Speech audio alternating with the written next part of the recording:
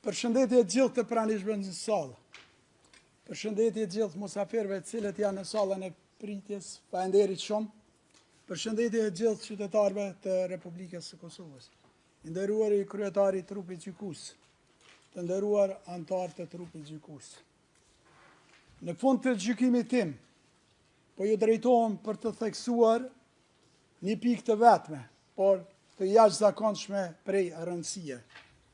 Gjykata duhet me çdo kusht të mbrojë drejtësinë, të vërtetën dhe paansësinë. Kjo nuk është thjesht një detyrë ligjore, është kontributi i saj i madh dhe trashëgimia që do të mbetet prej kësaj gjykate.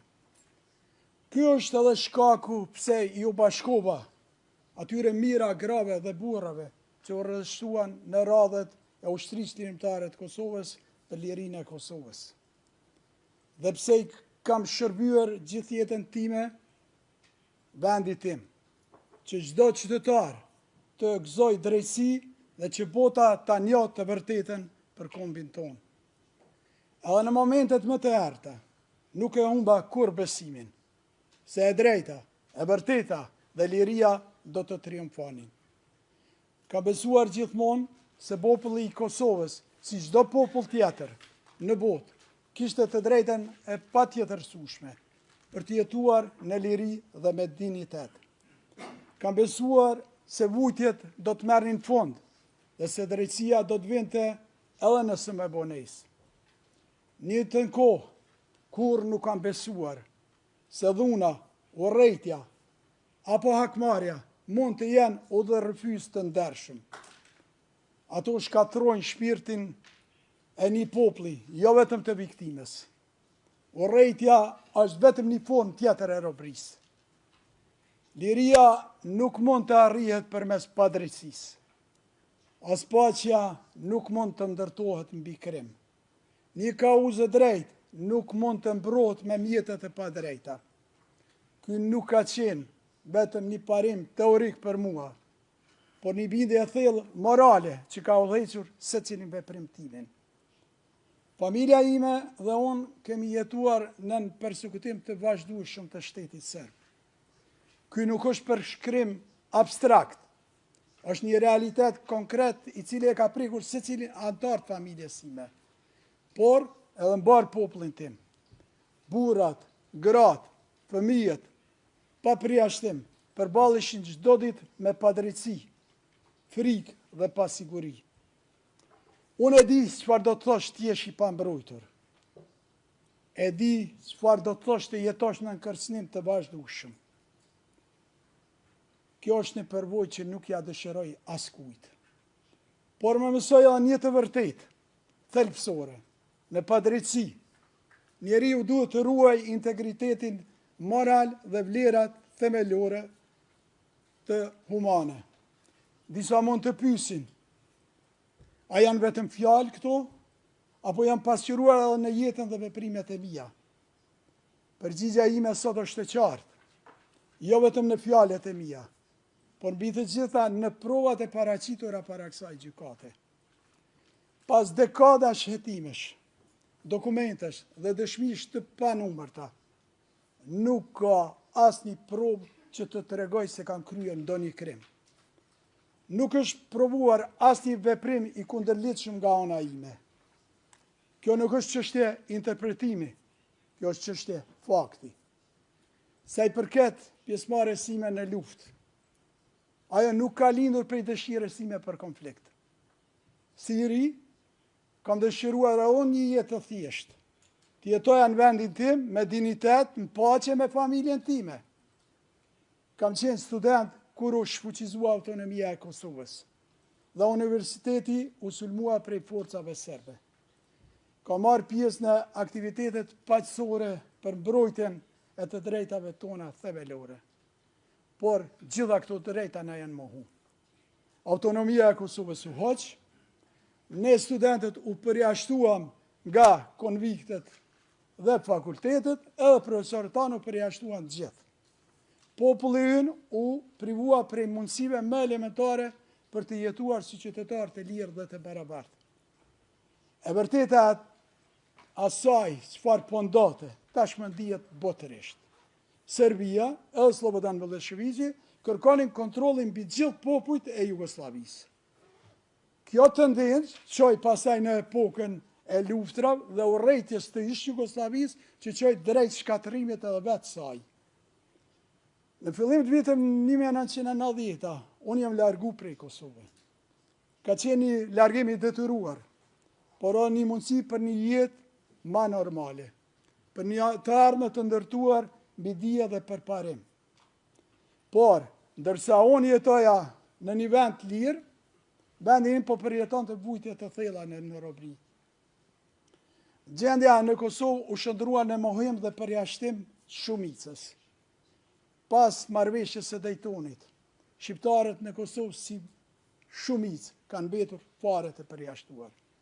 Nuk mund të jetonin lirshëm, por vetëm jetonin në nkanosje, kërcënim edhe represion. Në fillim të vitit 1998, unë isha në Universitetin e Friburgut në Zvicër, kur ndodhi masakra e Likošanit. Ishte një tragjedi e rëndë dhe mizori që nuk duhet të kishte ndodhur kurrë në Kosovë.